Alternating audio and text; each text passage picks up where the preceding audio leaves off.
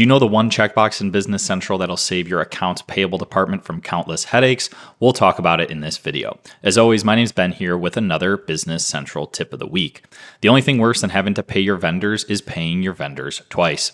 If we navigate over to the Purchase and Payables Setup window, there is one toggle we can check to ensure that this never happens again. Right here, we have the external document number mandatory field turned off. When this setting's off, that means we can post the same vendor invoice over and over again without the system checking to see if it is a duplicate, as it would allow you to leave this field blank. So let's go ahead and see this in action. We have an invoice from last week for $1,300, and I'm going to post that same invoice here for another $1,300. As we can see, no errors. Now let's turn that setting on. For starters, it won't let us leave that document number blank.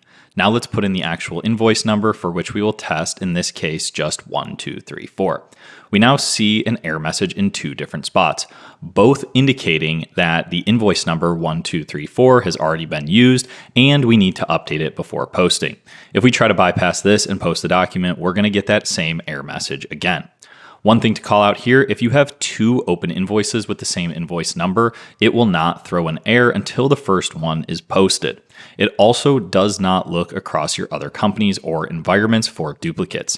And finally, these numbers are unique per vendor. So if another vendor has the same invoice number, it's not going to throw an error either, showing that it is legitimate for two different vendors to have the same invoice number. Ultimately, we cannot prevent human error, but if the system does spot true duplication for the same invoice across the same vendor, it will prevent you from making that mistake, all by just having that external document number mandatory field turned on, as we saw at the beginning of the video. If this helped, check out the rest of our channel for more D365 Business Central content, and don't forget to subscribe so that you never miss a weekly tip. Thanks again for watching, and have a great day.